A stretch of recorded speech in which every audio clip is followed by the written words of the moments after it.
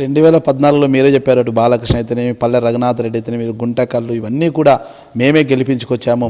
మేమే అనానండి, మేము సహాయపడ్డాము, మేము మా సహాయం పడ్డాము, మా సహాయంతో గెలిచారంటారు. మీ సహాయంతోనే అసలు ఓడిపోతాయనుకున్న నియోజకవర్గాలు కూడా గెలిచారు. అయితే అక్కడ మీ తండ్రి గారు పార్లమెంట్కి వెళ్ళారు, మీ బాబాయ్ గారు ఎమ్మెల్యే అయ్యారు. అంటే రెడ్డి సామాజిక వర్గంలో మీ కుటుంబానికి ఎందుకు పోర్టుఫోలియో వేయలేకపోయారు?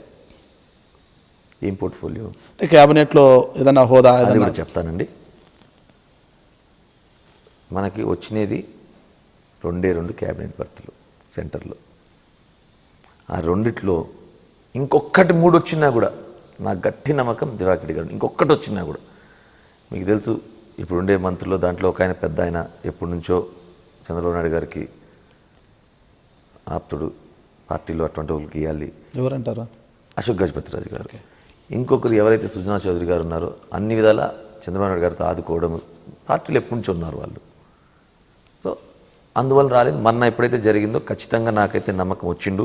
మొన్న ఎక్స్పాన్షన్లో మోదీ గారికి ఎందుకో మన ప్రభుత్వం అన్నా, మన రాష్ట్రం అన్నా, మన పార్టీ అన్నా చిన్న చూపు, ఆయన ఏ విధంగా గౌరవించాలో జరగటం లేదు నా నమ్మకం.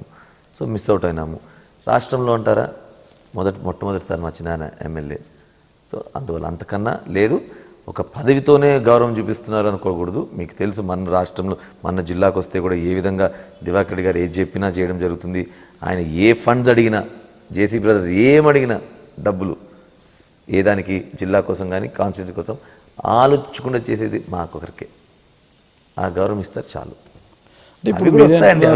కాన్స్టిట్యూషన్ని దేశంలోనే ఒక అత్యుత్తమ నియోజకవర్గంగా తీర్చిదిద్దారు. అలాంటి మొత్తం ప్రజల్లో కూడా మంచి ఆదరణ. అలాంటి కుటుంబానికి ఒక క్యాబినెట్ హోదా ఇస్తే అటు రాష్ట్రం కావచ్చు, పక్క నియోజకవర్గాల్లో డెవలప్మెంట్కి కృషి చేయగలుగుతారు. అలాంటి వాళ్ళకి ఇంకా ప్రోత్సాహం అందిస్తే బాగుంటుంది. మీరు మరి ఒకసారి ఇది ముఖ్యమంత్రి గారికి చెప్తే బాగుంటుంది, చంద్రబాబు నాయుడు గారికి. లేదండి, అన్నీ మీకు చెప్పే కదా, అన్నీ ఒక మంత్రి పదవితోనే ఈక్వేట్ చేయడం తప్పు. ప్రభాకర్ రెడ్డి గారు మొట్టమొదటిసారి ఎమ్మెల్యే ఎలా ఇస్తారు? ఈసారి తప్పకుండా చంద్రబాబు నాయుడు గారు కూడా ప్రభాకర్ రెడ్డి గారి పనితీరు రాష్ట్రమంతా చెప్తాడు. ఆయన తెలంగాణలో కూడా చెప్తాడు రివ్యూ మీటింగ్ జరిగినప్పుడు. చూడండి, చూసి నేర్చుకోండి, తాడిపత్రిలో వాళ్ళు ఎట్లా చేస్తున్నారు చేసి నేర్చుకోండి అనే ఒక మంచి అభిప్రాయం ఉంది లోకేష్ గారికి కానీ చంద్రబాబు నాయుడు గారు ఇద్దరికీ ఉన్నది. సో దానికి ఏం డోకా లేదు. డెఫినెట్లీ ఆ టైం వచ్చినప్పుడు అవే జరుగుతాయి. మీకు చెప్పా కదా, అదే ఉంటేనే పెద్ద మా గౌరవం వచ్చినప్పుడు ఏమనుకోమండి. అనంతపురంలో ఎమ్మెల్యే ప్రభాకర్ చౌదరి గారిని అంటే మీ కుటుంబం ఎందుకు విభేదిస్తుంది, ఎందుకు వ్యతిరేకిస్తుంది? అంటే ఆయన చేసే ప్రతి కార్యక్రమానికి కూడా అడ్డుపడుతుంటారు, ప్రతి విషయంలో కూడా ఆయనకు అడ్డంకులు కలిగిస్తుంటారు. అంటే ఏకపక్ష నిర్ణయాలు తీసుకొని ఎవరు అడ్డుపడుతున్నామని ఎవరిని చెప్పినది వ్యక్తి అనంతపురం అంటే ప్రభాకర్ చౌదరి గారితో అతని వర్గీయులు అయితేనే ఇతరులతో కూడా ఉన్న విమర్శలు ఇవి. లేదంటే ఇది ఎంతవరకు? ఇది ఒకటి చెప్తాను, ఆయనకి ఎలక్షన్ టికెట్ నుంచి ఫస్ట్ అసలుకి బీజేపీకి ఇవ్వాల్సిన టికెట్ దివాకర్ రెడ్డి గారు పోయి దాన్ని చేంజ్ చేసి తెలుగుదేశం తెచ్చారు. మళ్ళీ ఆయనకు కాదు ఇంకెవరికో టికెట్ వస్తుంది. మళ్ళీ కూడా కొత్త క్యాండిడేట్ రావాలన్నప్పుడు అది ప్రభాకర్ చౌదరి గారికి కూడా తెలుసు, నేను ముందుండి ఈయనకు రావాలని మొట్టమొదటి వ్యక్తి నేను. ఆర్థికంగా ఎలక్షన్లో సహాయపడ్డాము, మనుషులుగా అన్ని విధాలు కలిసి ఎలక్షన్ ఫైట్ చేశాము. దాంట్లో డోకా లేదు. ఇద్దరు సమన్వయంతో కలిసి ఫైట్ చేశారు. ఎందుకు ప్రభాకర్ చౌదరి గారిని మీరు అంత సపోర్ట్ చేయగలుగుతారు వచ్చింది అంటే మీరు సపోర్ట్ చేశామని చెప్తున్నారు కదా, ఎందుకు ప్రభాకర్ చౌదరి గారిని ఎందుకు తీసుకున్నారు? మీ ఇతర నాయకులు లేరంటారా? లేదండి, ఆయన మంచి పేరు ఉంది, మంచి పని చేశాడు. మున్సిపల్ చైర్మన్గా మంచి గెలిచే క్యాండిడేట్ పెట్టుకోవాలనుకుంటారు కదండి ఎవరన్నా. అంటే ఈరోజు మీరే చెప్తున్నారు మంచి పేరుంది, మంచి పనులు చేస్తున్నాడు. ఆ రోజుని ఈరోజు కూడా మంచి పనులు చేయడం లేదంటారా? ఆయన మంచి పనులు ఆయన చేస్తున్నాడు లేదా కన్నా మేము చేసే మంచి పనులకు అడ్డొస్తున్నారు. అది ఆ మనస్తత్వం అనేది మార్చుకోవాలి. ప్రతి రాజకీయ నాయకుడు నేను చెప్పేది, ఆ మనస్తత్వం మార్చుకోండి. చిన్నగా ఆలోచిద్దండి, ఆయనకు పేరు వస్తుందా, ఈయనకు పేరు వస్తుందా, ఇలాంటి చెత్త రాజకీయాలు చేయకూడదు.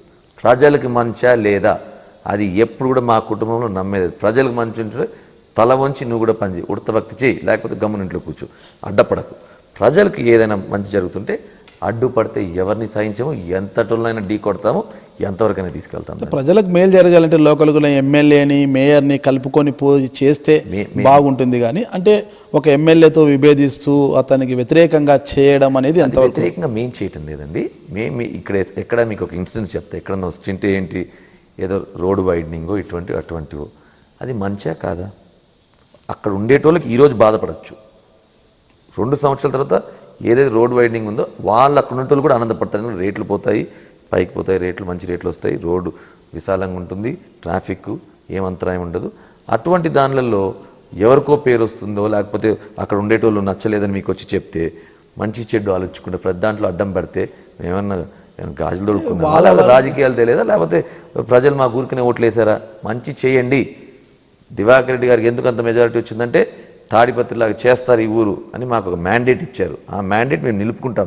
ఆలుగాడుకో సూలిగాడుకో ఎవరికో ఇష్టం ఉందో ఇష్టం లేదంటే మీ ఇష్టాలతో మాకు సంబంధం లేదు. ప్రజలకు మంచి కావాలంటే చేయడమే, అంతే. అంటే మంచి అంటే అక్కడ పాతూరులో రోడ్ వైండింగ్ వల్ల పోతే చాలా షాప్స్ పోతే వాళ్ళంతా తీవ్రంగా నష్టపోతారు. వాళ్ళకి ప్రభుత్వం నష్టపరిహారం చెల్లిస్తుందో లేదో తెలియని పరిస్థితి.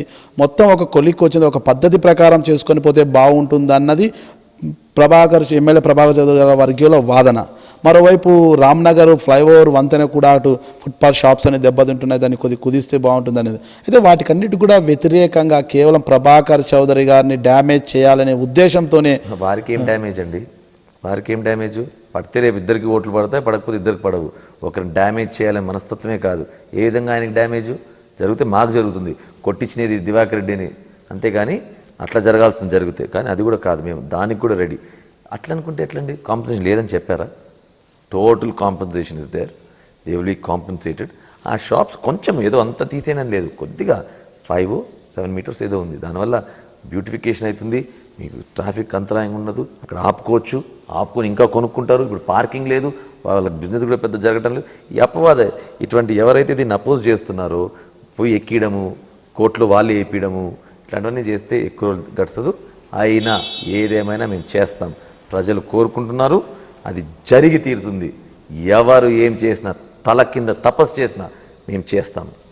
ప్రస్తుత పరిస్థితుల్లో ప్రత్యేక హోదా విషయం అయితేనేమి, తర్వాత రుణమాఫీ విషయము, ఇతరత్ర అన్ని విషయాల్లో కూడా ప్రభుత్వం కొద్దిగా వైఫల్యం చెందింది అనేది ఒక బాగుంది.